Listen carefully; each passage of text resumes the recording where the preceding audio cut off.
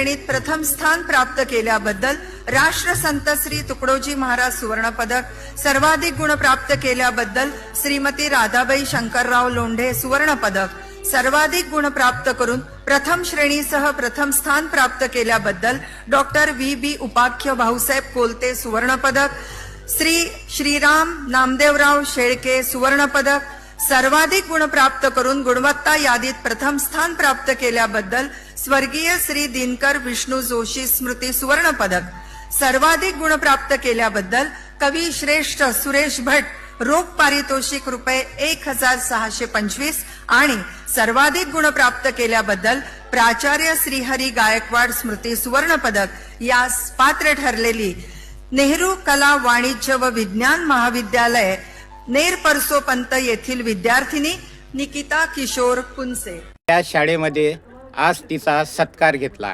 कसा वाटत आहे बेटा, आनंद तुला? मला खूप खूप आनंद होत आहे की मी शिकत असलेल्या शाळेमध्ये मला बोलवून माझा सत्कार घेतला. त्याबद्दल मी सर्व शिक्षकांचे धन्यवाद देते. आणि तू किती घंटे अभ्यास करत होती बेटा सुवर्ण पदकाकरिता? मी साधारणपणे रोजची 4 ते 5 तास अभ्यास करायची, पण अशी अपेक्षा नव्हती की एवढं यश मला मिळेल.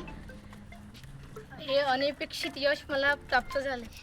परंतु तू तर यशाची पायरी MA करत असताना पहिल्या सेमिस्टरमध्ये किती मार्क मिळाले, दुसऱ्यामध्ये किती मार्क मिळाले आणि तिसऱ्यामध्ये किती मार्क मिळाले बेटा तुला? मला पहिल्या सेमिस्टरमध्ये 79 मार्क्स मिळाले, दुसऱ्या सेमिस्टरमध्ये मला 84 मार्क्स होते आणि तिसऱ्या सेमिस्टर मला एकूण 89 मार्क्स होते आणि चौथ्या सेमिस्टर मला 91 मार्क्स मिळाले. ही तर तुझ्याकडे जरी गरिबीतून जीवन जगत आहे, परंतु सर्व श्रीमंताच्या घरामध्ये अशी सरस्वती वास करत नाही. ती तुझ्या मनात आणि आमच्या गावामध्ये आणि तुझ्या परिवारामध्ये वास करत आहे असं म्हणणं स्वाभाविकच आम्हा करता. कसं वाटत आहे बेटा? मला खूप खूप अभिमान वाटत आहे की मला माझ्या आईवडिलांमुळे आणि माझ्या शिक्षकांच्या मार्गदर्शनामुळे मला हे यश संपादित झालं. आणि सोबत असलेले मैत्रिणी आणि मुलांबद्दल अंबिका विद्यालयाकरता तू काय महत्त्व सांगणार आणि नेहरू महाविद्यालयातील विद्यार्थ्याकरता काय अनुभव दाखल करशील बेटा? आयुष्यातनी शिक्षकांचे मार्गदर्शन खूप महत्त्वाचे असतात. शिक्षक चांगले लाभले म्हणजे प्रगती नक्कीच होते आणि माझा पाया या अंबिका विद्यालयामधूनच पक्का झाला आहे. मला लाभलेले शिक्षक आणि हे खूप उत्तम प्रकारे त्यावेळेस मला मार्गदर्शन करायचे.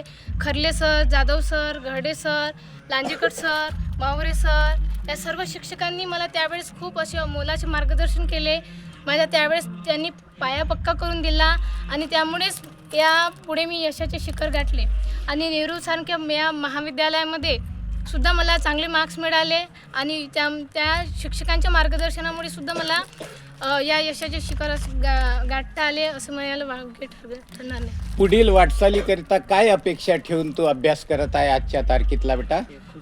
मला पुढे भविष्यात उत्तम असे प्राध्यापक बनायचे आहे माझ्या शिक्षकांसारखेच. त्यासाठी माझी वाटचाल चालू आहे.